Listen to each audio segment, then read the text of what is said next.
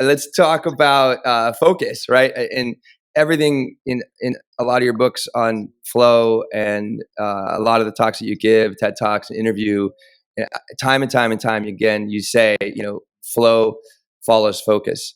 And so how do you get focused? Like, what's your process? Do you have a process, like, and to start to activate the flow process? I like to wake up, do like 6 or 7 lines of cocaine, and then hit myself in the head with a hammer. Perfect. Really well. That's not you guys do. You don't do that. That's no. Every morning. No, not yet. No, I'm not there yet. I still meditate, but I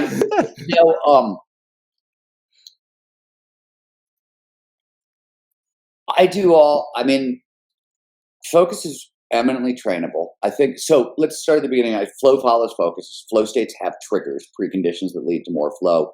And the first one, the most well-known, is complete concentration. So the question, what does that mean? And I always tell people, for me, and in peak performance, it means a couple of things. One, I like to focus I like 90-minute blocks of concentration, because the brain has a built-in slot for focusing for about 90 to 120 minutes. In the same way that we go through a sleep cycle, a REM cycle that's 90 minutes to 120 minutes long, we have a wake and focus cycle. You probably know this.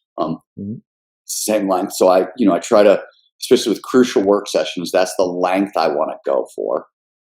I also, I practice distraction management. I'm no different than anybody else. Like, I'm not more powerful than my devices. My cell phone was designed to mimic a slot machine, the most addictive technology in the world, right? That's what they put in my pocket. So distraction management means everything gets turned off ahead of time. I like to manicure my office. I like to start writing at 4 a.m. So before I leave for the day, I turn everything off. So emails off, messages are off, notifications are off. Oftentimes I don't bring my cell phone into the office with me for my morning writing session at all. And I've also had my conversations ahead of time. People forget this when they talk about focus. I've talked to my wife. She knows, hey, I'm doing this from now to now. Please leave me alone, right? And my friends and my coworkers, and you know what I mean? Those conversations are had in advance as well. And then I do all the other stuff that, people do for focus, which is, I work, first of all, I meditate, which is obviously great for focus. Lately I've been really, for the past year and a half, I've been playing with loving kindness meditation, which is meta. Hell yeah. Much different. That's different from a focus training. Like we talk about, we've known focus meditation enhances flow and flow proneness since the 70s or 80s. A guy named Michael Posner, who's one of the great gods of attention, neuroscience, pointed that out. And I've meditated one version or another since probably 1993 or 4, so a very long time, and probably done yoga since 95. So I've got long histories with those things, and obviously they're all great for focus and attention. But loving kindness meditation, to me, it's for habit visibility. If you've got unconscious patterns, nothing. I don't know why, by the way. I've been trying to research this and trying to figure out what is it about loving kindness meditation in particular that makes habit loops so visible. Because I've done mantra meditation, I've done focus meditation, I've done prayer meditations, I've done sound, I've done all this stuff, and it's useful, but not like loving kindness meditation for making automatic habits visible. It's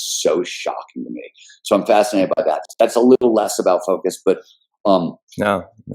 And I also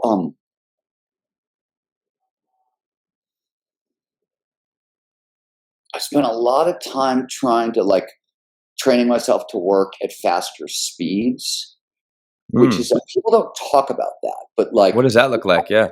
Well, I had to. I remember very early on in my career, I remember being like 20, late 20s, and thinking to myself, "Oh my God, I'm moving as fast as I possibly can move. Like, I don't know how to work any faster, any harder." And then I remember 6 months after that, I was like, "Oh my God, I'm working so goddamn fast. I can't believe it. This is insane." And it happened again, and I started to realize, I was like, "Wait a minute, this is a trainable skill. Like, this is something, right? I'm getting better at this, and this is trainable." And I found that it's very easy when work piles up if we're overwhelmed, to shatter focus. So I, pay a lot of attention to like how much work I can get done and still maintain focus and things like that. So I can look back and remind myself, like when shit shows up and I'm like, oh my God, how am I going to do this? I can go back and be like, no, look at all this. You were doing this all in a day. So you know how to do this.